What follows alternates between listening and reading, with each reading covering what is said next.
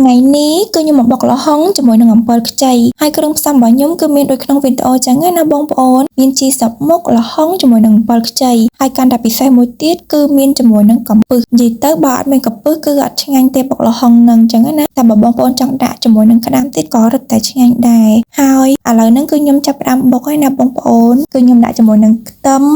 មើមខ្ទឹមគឺខ្ញុំដាក់3កំពឹសហើយនឹងម្ទេស2គ្រាប់ហើយខ្ញុំដាក់ជាមួយនឹងប៊ីចេងលាយជាមួយនឹងស្ករត្នោតពេលដែលយើងដាក់ស្ករត្នោតហ្នឹងទៅគឺរសជាតិរបស់យើងគឺមុតដិតឆ្ងាញ់ចឹងណាបងប្អូនហើយឥឡូវហ្នឹងគឺខ្ញុំដាក់ជាមួយនឹងកាពិហើយកាពិហ្នឹងគឺខ្ញុំអត់បានកូរខ្លួនឯងទេគឺខ្ញុំទិញគ្រឿងជូរមកអញ្ចឹងហើយក៏ខ្ញុំឲ្យគេដាក់ជាមួយនឹងកាពិហើយក៏ខ្ញុំយកមកបុកជាមួយនឹងល្ហុងផងដែរហើយល្ហុងហ្នឹងពេលដែលខ្ញុំបុកជាមួយកាពិហ្នឹងទៅគឺមានរសជាតិកាន់តែឆ្ងាញ់រសជាតិកាន់តែឈ្ងុយបដ ாய் ហ្មងណាចាបន្ទាប់ពីខ្ញុំបុកគ្រឿងសព្វមុខហើយគឺខ្ញុំដាក់ជាមួយនឹងក្រូចឆ្មាដើម្បីឲ្យវាមានរសជាតិជូរលះហើយមានរសជាតិឈ្ងុយចេញពីក្រូចឆ្មានឹងផងដែរអញ្ចឹងណាហើយក៏ខ្ញុំដាក់ជាមួយនឹងគ្រឿងផ្សំគោលគឺកាពឹសចាហើយកាពឹសហ្នឹងគឺខ្ញុំដាក់ចំនួន1ខាំពេលដែលខ្ញុំដាក់កាពឹសរួចរាល់ហើយទើបដឹងថាខ្លួនឯងភ្លេចដាក់អី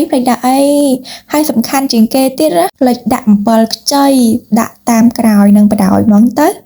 ដោយសារតែអំពិលខ្ចីហ្នឹងគឺខ្ញុំបានបុកម្ដងហើយបុកហើយគឺខ្ញុំច្បាច់ជាមួយនឹងទឹកអញ្ចឹងដើម្បីឲ្យវាអស់ជាតិជូរកុំឲ្យវាជូរពេកអញ្ចឹងណាបងប្អូនហើយក៏ខ្ញុំវាច្បល់វាជាមួយនឹង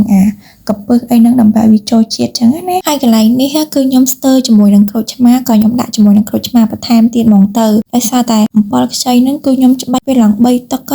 ឡើងវាអស់ជាតិជូរហ្មងពេលអញ្ចឹងទៅ